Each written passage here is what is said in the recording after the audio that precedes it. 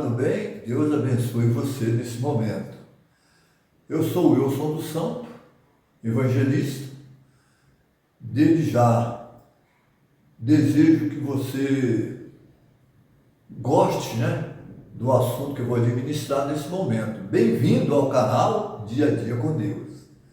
Quero falar para você um assunto que se chama Jesus, a água da vida. Muitas histórias interessantes da Bíblia aconteceram ao redor de uma fonte. E essa também é interessante. Se encontra no livro de João, capítulo 4, verso de 1 a 42. Se trata da mulher samaritana. Em outras partes da Bíblia, encontramos também outros poços, Em Gênesis 16, 1 a 14, encontramos o poço do conforto, quando Agar, serva de Sara, foge de sua presença, da presença de Sara, E esse poço recebeu o nome de Lahai Roi, fica entre Cádiz e Bered. É claro que naquela época, que hoje o nome mudou, o nome será outro, totalmente diferente. Lá em Gênesis 29, de 1 a 2, encontramos o Poço do Amor, onde Jacó se encontrou com a amorável Raquel, dando de beber ao seu rebanho, e ele a beijou. Aí é uma história de amor também, porém cheio de aventura. Jacó fugiu da presença de seu irmão Esaú. A história nos conta, a história bíblica nos conta que Jacó, após ter enganado seu irmão, comprando a primogenitura do irmão por meio de suborno, trocando, aliás, por um prato de lentilha, e a bênção passou para Jacó, do pai, do pai, que era costume o pai já velho, pegava, já próximo à morte, ele abençoava o seu filho, passando bênção para o filho. E quem teria o direito à bênção da primogenitura, era uma lei em Israel, era o filho mais velho, e Jacó era novo, então ele não tinha esse direito dessa primogenitura. Mas ele, através do suborno, enganou seu irmão que estava com fome, Na verdade, nem sei se poderia dizer engano, Mas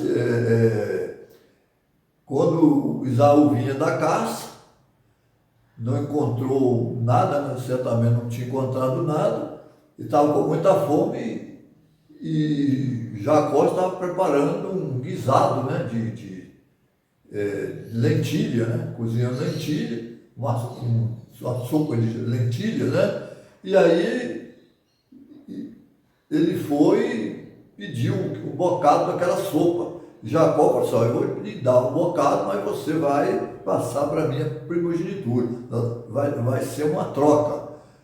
E Esaú foi na conversa de Jacó e passou para ele o direito da primogenitura.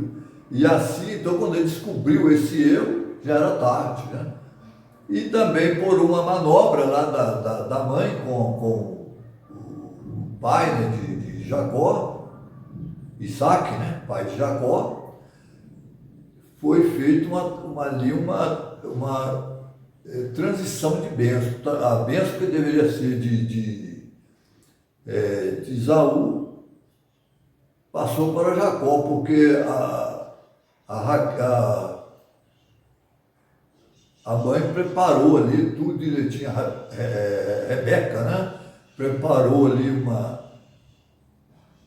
algo ali que parecesse o braço de Esaú, que era bem peludo, Então colocou ali um pelo ali de ovelha, naquele local, e Jacó estava praticamente cego, né? Ele tinha perdido a visão, e ali então quando ele passou a mão, ele viu que o braço estava bem peludo e passou a bênção para Jacó. Vamos dizer assim, uma manobra completamente diferente do que era esperado, né? Porque Deus certamente se agradava mesmo de Jacó. Esaú era muito rebelde contra Deus, mas não era dessa forma que ele ia possuir a bênção. E ali foi um jeitinho que foi dado ali para ele tomar posse da bênção. Isso aí não funcionou, porque isso trouxe problema. Quando Esaú entendeu que foi passado para trás, foi enganado, ele irou contra o seu irmão. E aí o irmão foi obrigado a fugir da presença de Jacó para uma terra distante. E assim ele foi se dar logo ao poço de Jacó, foi procurar os parentes dele, né? E ali encontrou a Raquel no poço do amor, né? Onde ele se apaixonou pela Raquel. Lá em 2 Samuel 23, 14 a 16, encontramos o poço da coragem, o poço de Belém, onde Davi, fugindo de Saul, ansiava beber a água do velho poço, que costumava anteriormente dar de beber ao seu rebanho. Quero hoje falar de um poço, o poço da restauração. Na jornada que Jesus fez da Judéia para a Galiléia, e era ali necessário passar por Samaria, João 4, 3 e 4, ele chegou a Sicar, junto da herdade de Jacó, que tinha dado a seu filho José, e estava ali a fonte de Jacó. Jesus, cansado da jornada, assentou-se junto da fonte. Era quase a hora sexta, meio-dia, né? Veio uma mulher de Samaria tirar água. Aí Jesus disse-lhe: dá-me de beber. E a mulher se espantou com essa palavra de Jesus: dá-me de beber. E Jesus se encontrava só com essa mulher, pois os seus discípulos tinham ido à cidade comprar alimento. Verso 8. A mulher ficou, como disse, admirada de Jesus sendo judeu, pedir água a uma samaritana. Judeus e samaritanos não se combinavam, não se davam bem. Havia rivalidade entre eles. João 8, 48. Interessante que Jacó, há 20 séculos antes, né, tinha cavado esse poço, né? E agora o cenário se tornou interessante. Em frente a esse poço, ali se encontrava, séculos depois, uma mulher, né, que foi àquele poço buscar água ao meio-dia, com aquele sol muito quente ali, o calor do dia. Ela foi ali, não era costume das mulheres ir ao meio-dia buscar água no poço, mas ela foi devido ao preconceito que havia contra mulheres que não eram bem vistas na sociedade. Esse foi um encontro feliz de sua vida. A história da vida da mulher samaritana mudou. Ela agora se encontra feliz por ter encontrado com Jesus. Mas no decorrer dessa história, nós vamos ver como que Jesus transforma a vida, como é a abordagem de Jesus como ele se comunica com as pessoas, né? De uma forma maravilhosa, uma forma carinhosa, né? A ponto de atrair essa pessoa para si. Interessante que aquela mulher era rejeitada pela sociedade, marginalizada pelos seus vizinhos e sofrendo os preconceitos da época. Ela tinha uma vida não recomendável, mas Jesus veio buscar e salvar o perdido. Lucas 19, versículo 10. Os sãos não precisam de médicos, mas sim os doentes. Todas as pessoas têm a oportunidade de ter a sua vida restaurada por Cristo. Mesmo que você tenha desistido de lutar e se alimenta de incertezas quanto ao futuro, você se sente perdido, sem saber o caminho de volta. Parece que todas as portas se fecharam para você. Jesus tem uma porta aberta, que ninguém pode fechar. Apocalipse 3, versículo 8. E essa porta se encontra aberta para você, para mim e para você. A mulher samaritana me parece ser uma mulher muito linda, muito bela, mas infeliz. Por que eu falo que, pela história, me parece que ela é infeliz? Por quê? Porque atraiu vários homens para si, mas nenhum era dela. João 4, 16 a 18. Jesus perguntou para ela que apresentasse o marido. Ela falou assim: eu não tenho marido. É claro que você, porque o que você tem não é seu. Ela já teve vários maridos, né? Mas o que tinha não era dela ainda. João 4, 16. Veja bem aqui. Disse-lhe Jesus: vai, chama o teu marido e vem cá. A mulher respondeu e disse: não tenho marido. Disse-lhe Jesus: disseste bem, não tenho marido. Porque tiveste 5 maridos, e o que agora tens não é teu marido. Isso disseste com verdade. Disse-lhe a mulher: Senhor, vejo que és profeta.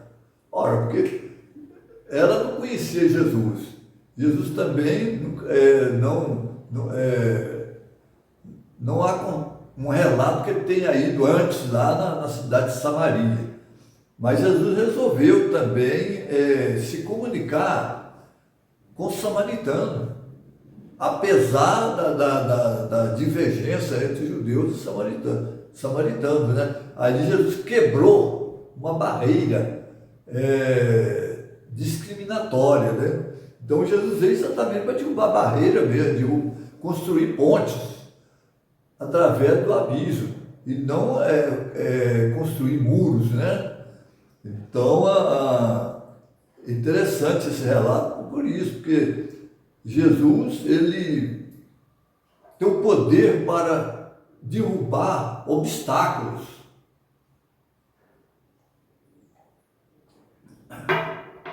Para que o Evangelho possa alcançar essas pessoas que de outra forma não seriam alcançadas, né? Jesus pediu água 2 vezes, de acordo com o relato bíblico. A samaritana e na cruz. Na cruz ele também pediu água, né? Quando ele diz assim: tenho sede. João 19, versículo 28, né? Então, aquele que criou tudo, né? Jesus criou o universo, né? Criou os céus e a terra, as fontes das águas, agora estava pedindo água para beber. E mesmo assim a mulher falou assim: tu vens a mim pedir água, porque eu sou mulher samaritana, né? Então, mas Jesus disse para ela que passou esperança para ela. Jesus não procurou discutir assuntos ideológicos, né? Religiosos, né? A religião de Samaria, a religião lá dos judeus, de Jerusalém, não. Jesus foi ali com a intenção de salvar almas, né? De buscar aquelas pessoas que necessitavam, pessoas que necessitavam de ajudas. E aquela mulher era uma dessas pessoas que necessitavam de ajuda. Então Jesus derrubou essa parede de separação. Para ele não existe impossibilidade. As pessoas são alcançadas da maneira que elas se encontram, mesmo tendo que ir ao meio-dia buscar água em um poço, ou à noite, né? Para ninguém notar. No caso, por exemplo, de Nicodemos, né? Ele foi à noite ter com Jesus porque ele era um mestre em Israel, ele era um líder lá dos judeus, né? Então, e ele com medo de ser atacado pelo povo, pela sociedade, ou mesmo pelos líderes religiosos, seus companheiros, ele preferiu ter um encontro com Jesus à noite. E Jesus aceitou o encontro de Nicodemos e passou por verdades que ele não sabia.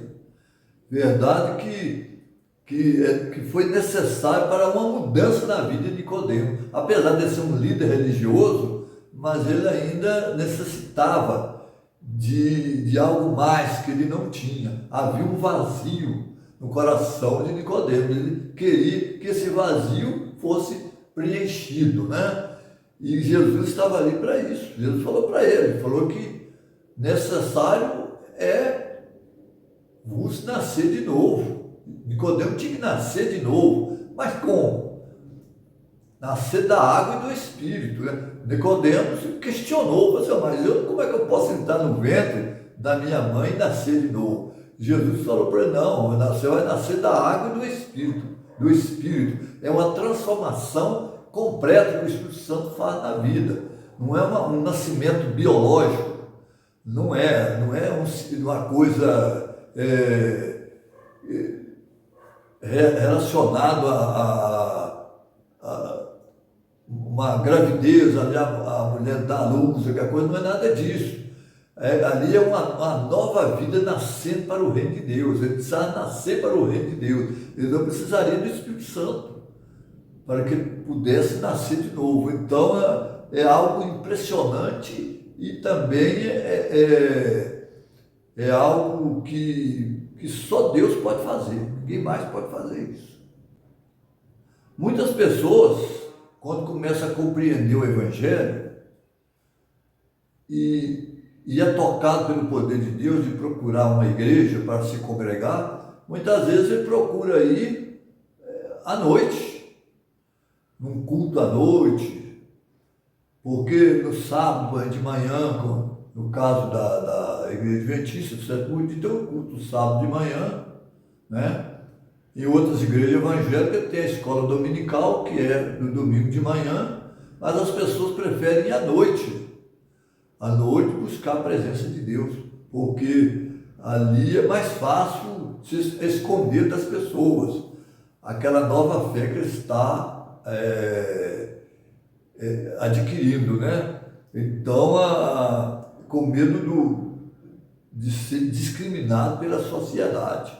Mas Jesus aceita a pessoa do jeito que elas são e vão, né, em busca de ajuda. O que aconteceu com Nicodemo. No caso de Zaqueu foi diferente, né? Zaqueu, ele não foi à noite que foi buscar Jesus, mas ele correu, subiu numa árvore, né? Quando Jesus passar por ali, Jesus falou assim, desce, Zaqueu, depressa que eu vou pousar em sua casa. Mas aí, porque ele era de baixa estatura, não poderia ver Jesus, porque havia uma grande multidão que acompanhava Jesus. E Jesus aceitou aquela atitude de Zaqueu, era uma atitude estranha mesmo. Ele correu e subiu numa árvore para ver Jesus passar. E Jesus parou debaixo da árvore e disse para ele, Zaqueu, desce aí, porque eu vi você subir na árvore. E aí Zaqueu desceu e Jesus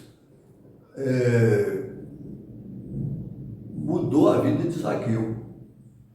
e ele se tornou de cobrador de imposto, que ele cobrava impostos, né, para Roma, para o império, para os governadores romanos, né, cobrava impostos para ser enviado para Roma, e cobrava sempre a mais do que era recomendado pela lei, e assim ele mesmo, com esse encontro maravilhoso que ele teve com Jesus, ele resolveu devolver aquilo que ele tirou a mais das pessoas e ainda dar mais além daquilo que ele tirou. Então, que houve uma mudança na vida de Zaqueu. Então, ele devolver ainda dá mais ainda uma quantidade, como, quem sabe, como juro daquilo que ele tirou das pessoas que cobravam impostos, né? Então é assim mesmo, há uma transformação radical na vida das pessoas quando eles se entregam a Jesus.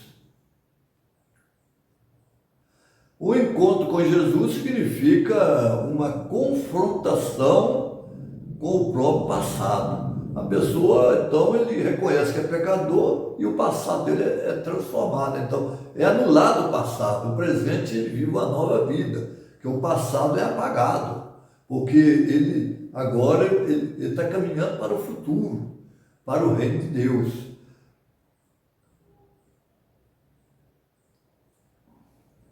Hoje pode ser o ponto máximo na sua vida.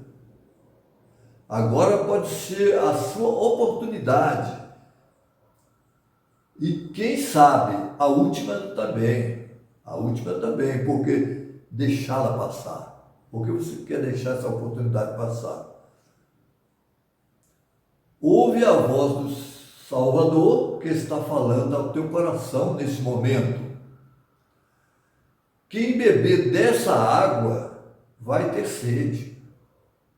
A água que o mundo oferece, isso aqui é uma metáfora, está entendendo? É uma ilustração, é uma linguagem, uma comparação. Quem beber das filosofias do mundo, das fontes filosóficas do mundo, vai voltar a ter sede novamente. Mas se você beber da palavra de Deus, você vai jorrar para a vida eterna. A água que vai sair de você vai ser vida para você e para as demais pessoas que ouvirem você.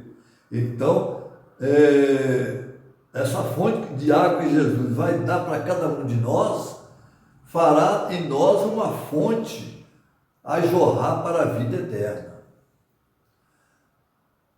Porque as águas deste mundo, por mais limpa que seja, não iguala com a água viva, a única que pode saciar a sede espiritual.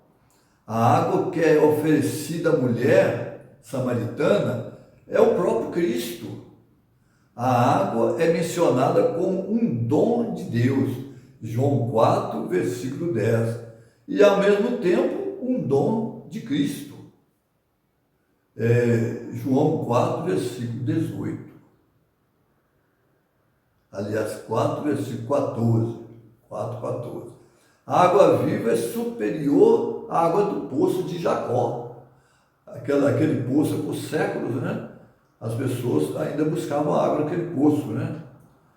Cristo é mais eficiente que a água purificadora dos ritos do templo. No templo havia aquela água, né, que os sacerdotes se banhavam, né? Tinha uma bacia no pátio do templo, onde era a igreja, né, de Deus, no templo de Israel, e ali então os sacerdotes se banhavam para depois trabalhar no santuário. Então é que fala que a água, segundo a Bíblia, Cristo é superior à água dos ritos, né, do templo, a água purificadora dos ritos, né, do templo. Creio que o encontro da mulher samaritana com Cristo mudou a sua vida. Ela foi restaurada e podia sair depressa e falar para o seu povo que encontrou o Salvador. Largou até o cântaro para trás. Ela foi buscar água, ela largou o cântaro para lá e saiu depressa, lá em João 4, 28 a 30. Porque ela já estava saciada com as palavras de Jesus. Então ela recebeu a água da vida. E essa água que fez diferença na vida dela. Então aquela água que ela foi buscar no poço, ela deixou até lá no local, deixou o cântaro cheio d'água, foi lá avisar o povo daquela cidade, né? Diz que ela se entregou sem reserva, deixando as tradições de seu povo quanto a maneira de adorar a Deus, porque ela achava que a verdadeira adoração se encontrava ali em Samaria, lá no Monte Gerizim, né? Onde eles tinham um templo também, ali eles adoravam a Deus ali, mas a adoração ali que eles praticavam não era uma adoração perfeita, havia mistura de idolatria no meio dessa adoração. Então houve uma transformação na vida dela. Então agora ela adora a Deus em espírito e em verdade, porque o próprio Jesus disse para ela: os verdadeiros adoradores adoram o Pai em espírito e em verdade. João 4, 20 a 24. As tradições religiosas podem atrapalhar as pessoas de buscarem o conhecimento do verdadeiro Deus. Mas para ele as tradições humanas não são obstáculos. Se as pessoas desejarem ser salvas, ele busca as ovelhas onde elas se encontram. Jesus vai atrás das ovelhas onde elas se encontram. Não há obstáculo nenhum para que Jesus possa restaurar essas ovelhas e levá-las para o aprisco, o verdadeiro aprisco.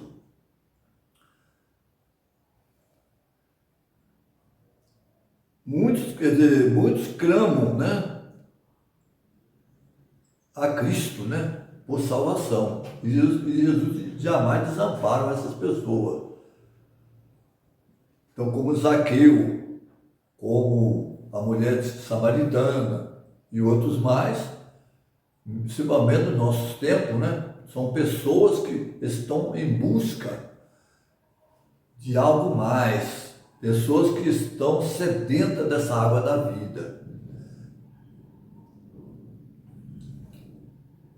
O ladrão na cruz, na hora da sua morte, ele clamou ao Senhor: lembra-te de mim quando entrar no teu reino. E Jesus disse para ele: em verdade te digo que hoje mesmo estarás comigo no paraíso, né? Então, Lucas 23, versículo 42. Então Jesus deu a garantia para aquele ladrão, né? Que é claro que depois que ele aceitou Jesus, deixou de ser ladrão, né? Dois ladrões, Jesus no meio. Um aceitou o evangelho e o outro não. Aquele que aceitou recebeu a garantia de estar com ele no reino de Deus. É assim que faz com cada um de nós. Se nós buscarmos ao Senhor, não existe pecado tão grande que ele não possa perdoar. No dia de Pentecoste, 3.000 pessoas, entre elas havia também aqueles que crucificaram Jesus também, gritaram lá: crucificam, né? Gritando que crucificasse Jesus. E essas pessoas também aceitaram a mensagem, dizendo assim: que faremos, varões, irmãos? Então, lá em Atos 2:37, e Pedro falou assim: que Jesus, arrependei-vos do vosso pecado e pronto. Então a salvação é dessa forma. Eu quero ler lá para vocês ver como é que funciona o plano de Deus na vida de cada um. Atos 2:37, lá diz assim: conversão de 3.000 almas, é o subtítulo da Bíblia, né? E ouvindo eles isso, compungiram-se em seu coração e perguntaram a Pedro e aos demais apóstolos: que faremos, homens e irmãos? E disse-lhe Pedro: arrependei-vos e cada um de vós seja batizado em nome de Jesus Cristo, para perdão dos pecados, e recebereis o dom do Espírito Santo. Então, aquelas pessoas que tinham se revoltado contra Jesus, ou foram também seduzidos pela manipulação dos líderes religiosos, né, que estavam ali, né, instigando a crucifixão de Jesus, a morte de Jesus na cruz. Então, essas pessoas, muitas delas aceitaram o verdadeiro evangelho ali, quando os discípulos receberam o Espírito Santo, né? Então o evangelho começou a se espalhar. Isso é dessa maneira, né? Deus age dessa forma. Nada é impossível para Deus. Se você precisa de ter um contato direto com Deus, faça isso. Busque a presença do Senhor na sua vida.